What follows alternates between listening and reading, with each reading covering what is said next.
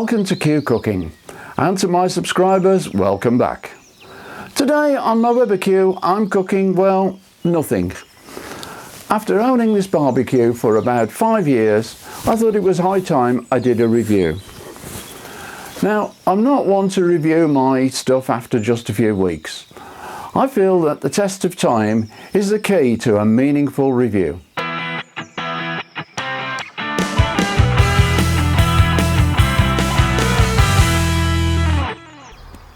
So here goes. The 3200 is the largest model in the Weber Q range.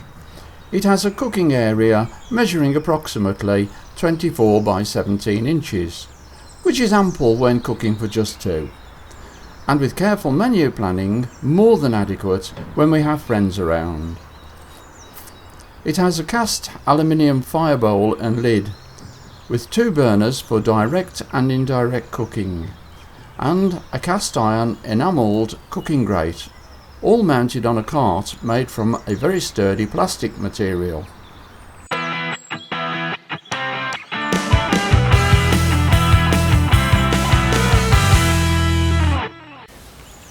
What influenced me to buy the Q? Well, you might find this a little bit odd, but actually it was the cart. You see, my barbecues are stored under cover, outdoors, during the winter months. And in the UK, winters can be very wet, sometimes with snow, and sometimes with severe frost. On my previous barbecue, after about 3 winters, what I thought was a bit of rust on the cart turned out to be severe corrosion and causing one of the legs to fail.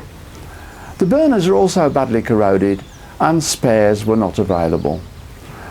So that was another barbecue for the scrappy. And this was when I decided to buy a Weber. I knew they'd been making barbecues for many years and had a good reputation. Also, spares are available to purchase. The first thing I noticed about the Q3200 was the cart was made of a plastic material, so no problems with rust here. The fire bowl and lid were also made of cast aluminium, so no rust there. The size of the cooking rate was just right. 2 burners offered the control I was looking for.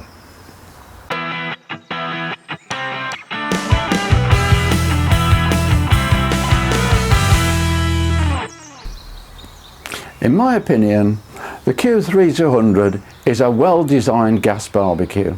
Yes, I do like gas. It heats up quickly and there's very little mess. However, I must admit, even with a smoker box in use, the taste is not the same as charcoal. One of the essential features is this slide-in drip tray with disposable dishes. It catches all of the grease from the fire bowl. Consequently, there are no ugly grease stains on my patio. At the back of the grill, there are 2 hooks for storing the warming rack. However, when I put the cover on the grill, it frequently gets knocked off. On the front there are hooks for tools.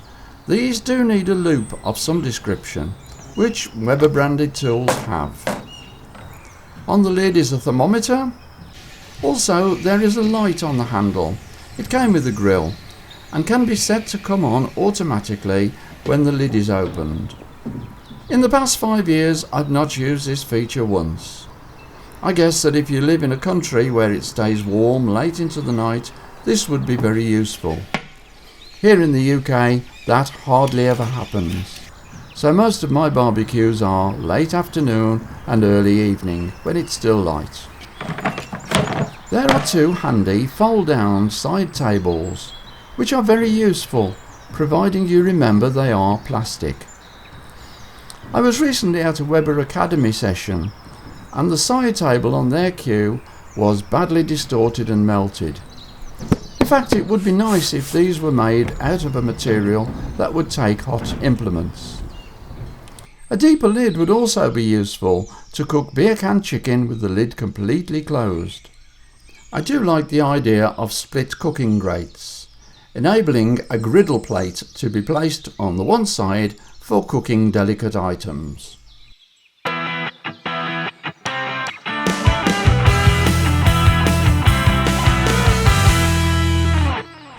In most situations, the Q3200 performs well, from direct cooking on the grill at high temperature to the perfect pizza cooked on a pizza stone, also at high temperature. I have cooked large joints of meat successfully using a foil heat shield and a grid to raise the meat off the cooking grate. Heat distribution over the grate is quite even.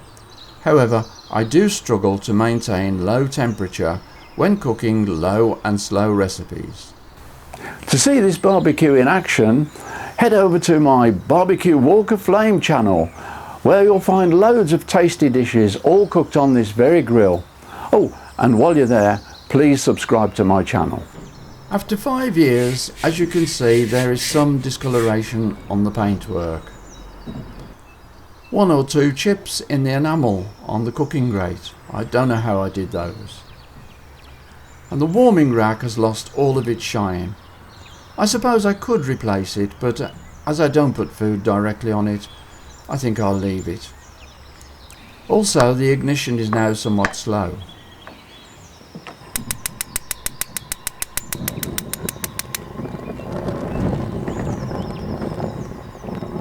Now you may be wondering, as I did, how does the plastic cart cope with the high heat generated in the firebowl?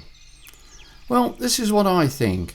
Firstly, the heat is rising, and the 4 legs which fit onto the plastic fixings on the cart absorb most of the heat. And this cart is certainly showing no signs of distortion.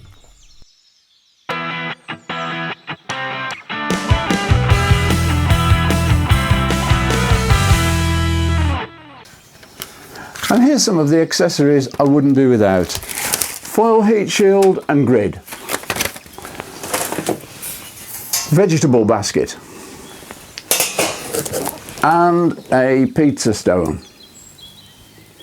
All in all, over the past 5 years, I've cooked some cracking meals with my Weber Q, which you can now see on my other channel, the Barbecue Walk of Flame. Yes, I'm very pleased with my Weber Q and hope that it will be with me for many years to come.